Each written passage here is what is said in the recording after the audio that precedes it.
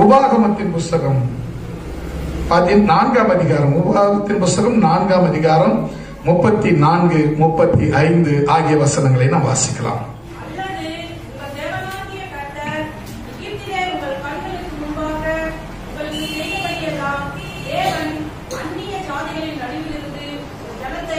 சோதனைகளினாலும் அடையாளங்களினாலும் அற்புதங்களினாலும் யுத்தத்தினாலும் வல்லமையுள்ள சுரத்தினாலும் ஓங்கிய புயத்தினாலும் மகா பயங்கரமான செயல்களினாலும் நமக்கென்று தெரிந்து கொள்ள வகை பண்ணினதுண்டோ என்று நீ விசாரித்து பார்.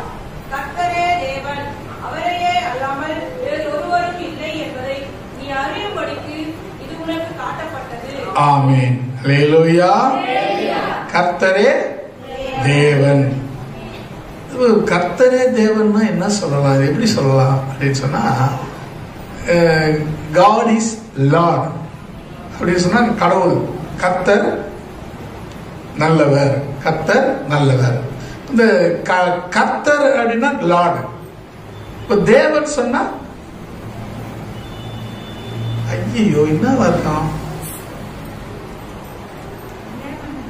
காட், God, God, கடவுள், அதாவது தெய்வம், தேவன். இப்போ காடு லார்டு ரெண்டுமே ஒண்ணுதான். கர்த்தர் இங்க தேவன் உச்சரிக்கும் போது அவர் காட் என்று சொல்றார். காட், அவரும் கர்த்தர் தான். அல்லேலூயா.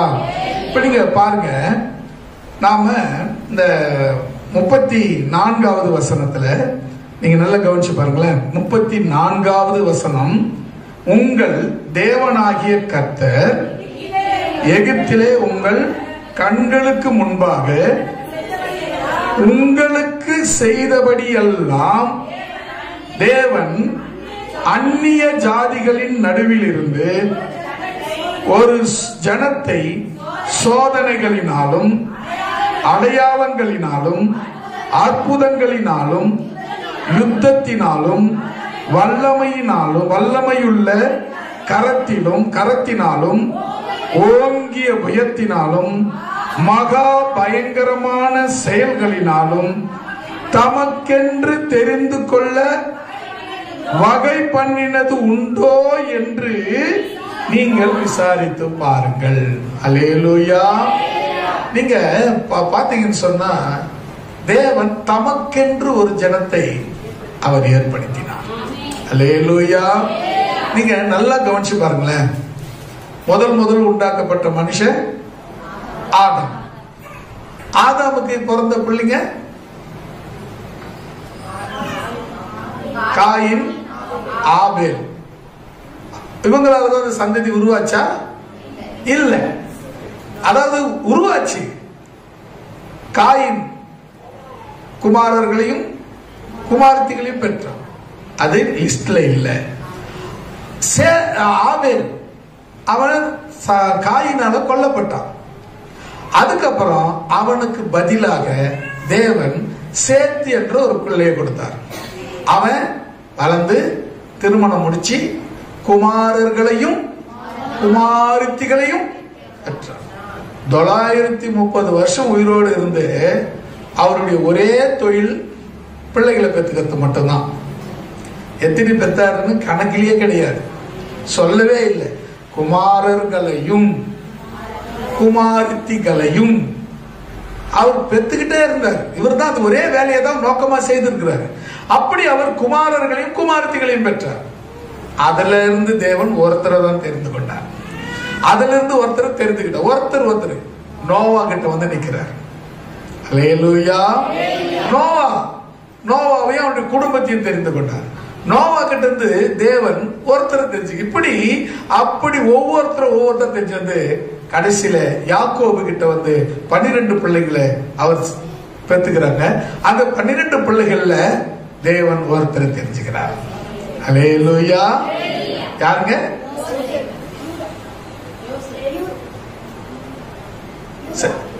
யூதாங்க. இப்ப நம்ம யூதர்கள் சொல்றோம்ல, அந்த யூதாவை தெரிஞ்சுக்கிறார். அல்லேலூயா. இப்படி தேவன் தமக்கென்று ஒரு ஜனத்தை, ஒரு கூட்டத்தை அவர் தெரிந்து கொள்ளுகிறவராக இருக்கிறார். அல்லேலூயா. விசாரிச்சு ஒன்னா பாருங்க, அவர் தமக்கென்று ஒரு ஜனத்தை தெரிந்து கொண்டாரான்னு விசாரிச்சு பாருங்க. அதுக்கப்புறம் 35வது வசனத்துல பாருங்க, கர்த்தரே தேவன், அல்லேலூயா, அவரை அல்லாமல் வேறொருவரும் இல்லை என்பதை நீ அறியும்படிக்கு இது உனக்கு காட்டப்பட்டது. அல்லேலூயா, கர்த்தரே தேவன், அல்லேலூயா, கர்த்தரே தேவன். கர்த்தர் தாங்க கடவுள்னு சொல்றீங்களே, அவரும் கர்த்தர் தாங்க. அல்லேலூயா, தேவன் சொல்றீங்களே, அவரும் கர்த்தர் தாங்க. கர்த்தர் தாங்க தேவன். அல்லேலூயா. நீங்க என்ன நமக்கு தெரியணும்னு சொன்னா, அவர் நாம் தமக்கென்று ஒரு ஜனத்தை பிரித்து எடுத்து தெரிந்து கொண்டு அவர்களை ஆசீர்வதிக்கிற தேவன். அல்லேலூயா. உங்க வீட்டில் எடுத்துக்கங்க, உங்க வீட்டுல, எங்க வீட்டுல நான் எடுத்துக்கிறேன். எங்க வீட்டுல என் கூட பிறந்தவங்க 8 பேர். என் கூட பிறந்தவங்க 8 பேர். ஆனா எல்லாரும் இயேசுவை ஏற்றுக்கொண்டாங்க, நான் மட்டும்தான் ஊழியத்தில் இருக்கேன். அல்லேலூயா. ஏன் எனக்கு கிடைச்ச அழைப்பு அவங்களுக்கு கிடைக்கல? தேவன் தெரிந்து கொள்ளுகிற பாத்திரமாய் நான் இருக்கிறேன். அல்லேலூயா. அவங்க எல்லாம் ஒரு சபைக்கு போற விசுவாசிகளா தான் இருக்கிறாங்க. 8 பேர்ல 7 பேரு விசுவாசிகளா இருக்காங்க. தேவன் என்னை மாத்திரம் அவருக்கென்று தனியே பிரித்து எடுத்த தேவனாய் இருக்கிறார். அல்லேலூயா. உங்க வீட்டுல எடுத்துக்கங்க, உங்க வீட்டுல நீங்க எத்தனை பேரு இந்த கனமான ஊழியத்தில் இருக்கீங்க அப்படின்னு சொல்லி பாரு. கனமான ஊழியம்னா நீங்க ஆராதிக்கிறதும் ஊழியம் தான். அல்லேலூயா. ஏன்னா யாரு ஆராதிச்சாங்க? யாரு ஆராதிச்சாங்க? லூசிபரா? ஏசப்பாவையா? யார் ஆராதிச்சது? உங்களுக்கு ஈஸியா சொல்ற பாருங்க, லேவியரே ஆசாரியரே ஆனந்தமாய் நாம் கூடி வந்தோமே. லேவியரே ஆசாரியரே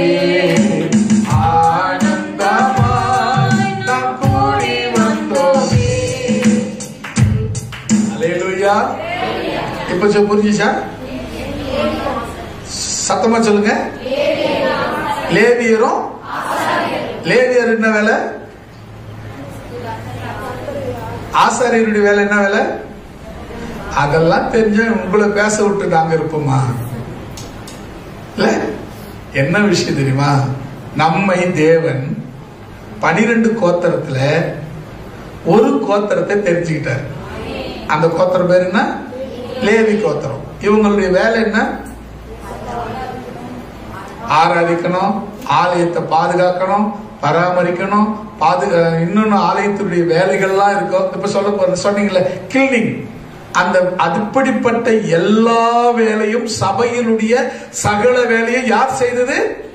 லேவியர். அவங்க அப்ப யாரு? ஊழியம் செய்கிறவர்கள். அல்லேலூயா. அடுத்தது ஆசாரியர். அவங்க யாரு? அவங்களுக்கு என்ன வேலை தெரியுமா? ரொம்ப மோசமானவங்க. எப்படி தெரியுமா? வருவாங்க, உள்ள வருவாங்க, புல்பிட்டு அந்த மகாபரிசுத்த ஸ்தலத்துக்குள்ள போவாங்க, ஆராதிப்பாங்க, அதோட அவங்க போயிடுவாங்க. ஆனா இவ்வளவு கஷ்டப்படுறது யாரு? லேவியர். இவங்க உள்ள போவாங்க, வெளியே போவாங்க, இவங்க தான் வேலை. ஆராதனை பண்றதோட அவங்க வேலை முடிஞ்சு போச்சு. ஏன்னா அவ்வளவு பெரிய சோம்பேறியா அவங்க? அப்படின்னா இல்ல. அந்த மகா பரிசுத்த ஸ்தலத்துக்குள்ள போகணும்னா அவங்க பரிசுத்தம் இல்லாம போனாங்கன்னா அங்கேயே அவ்வளவுதான், முடிஞ்சு போச்சு அவங்க சம்பவம். அப்ப அவங்க அந்த ஒரு பயபக்தியோட பரிசுத்த ஸ்தலத்துக்கு வர்றதுனால அவங்க எல்லா அடக்கத்தோடு, இச்சை அடக்கத்தோடு வர வேண்டி இருக்கிறதுனால அவர்கள் ஆராதனை செய்தார்கள். அவர்களோடு கூட லேவியரும் ஆராதனை செய்தார்கள். அல்லேலூயா. அவங்க மகா பரிசுத்த ஸ்தலத்துக்குள்ள போறவங்க. ஆனா லேவியர் எல்லா இடங்களிலும் யாகோபித்து இருக்கிறவர்கள். 2 பேரும் யாரு? ரெண்டு பேரும் யாரு? அவ்வளவுதாங்க. இந்த ஒரு வார்த்தை தான் உங்ககிட்ட எதிர்பார்த்தேன். ரெண்டு பேரும் யாரு? ஊழியக்காரங்க.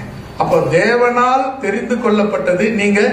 நீங்க இந்த வேலையை தேவனுடைய வேலையை, எந்த வேலையை செய்தாலும், ஒரு சின்ன வேலையை கூட தேவனுடைய வேலை செய்தா நீங்களும் தேவனுடைய ஊழியக்காரரே. அல்லேலூயா.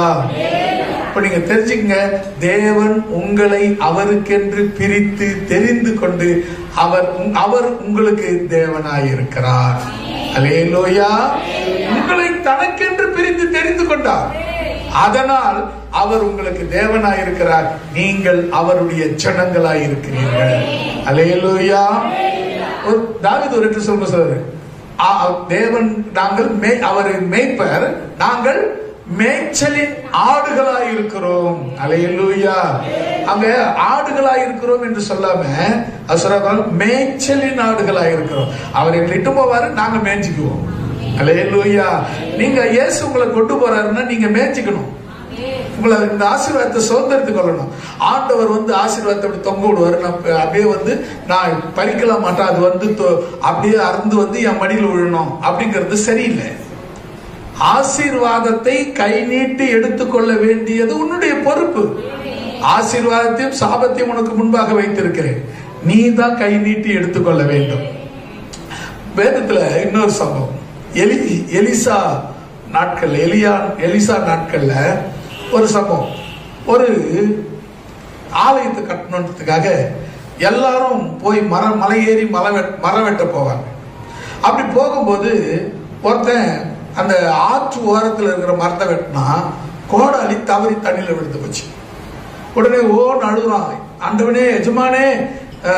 ஊழியக்காரன் பார்த்து சொல்றான், ஆண்டவனே எஜமானே, இது எதவளா வாங்கி வந்த கோடாலி அப்படின்னு. இதுல பாத்தீங்கன்னா நம்ம புக்ல வரும்போது அதுல கட்டுக்கதைகள் சேர்த்து வரும், இதுல அப்படியே ரியலா வரும். அவன் என்ன பண்றான், உடனே ஒரு கலையை வெட்டி அந்த தண்ணியில போடுறான். அது போய் உள்ள இருக்கிற கோடாலியை மிதக்க பண்ண உடனே அவன் சொல்லுவான், இப்ப இது உன் கோடாலி தான், எடுத்துக்கோ அப்படின்னா. அப்ப அவன் அந்த கோடாலியை கை நீட்டி எடுத்துக்கொள்வான். அல்லேலூயா. அருமையான தேவனுடைய பிள்ளைகளே, ஆசீர்வாதம் உங்களை சூழ்ந்து இருக்கிறது. எது வேணுமோ அதை எடுத்துக்கங்க. அதுவா ஆணு வாயை திறப்பேன், அதுவா என் வாய்க்குள்ள போகணும்னு சொன்னீங்கன்னா அந்த ஆசீர்வாதம் உனக்கு நடக்கவே நடக்காது. ஏன் தெரியுமா? சில காரியங்களை தேவன் உன்னை செய்யும்படி சொன்னார், அதை செய்தால் அது நடக்கும். அல்லேலூயா.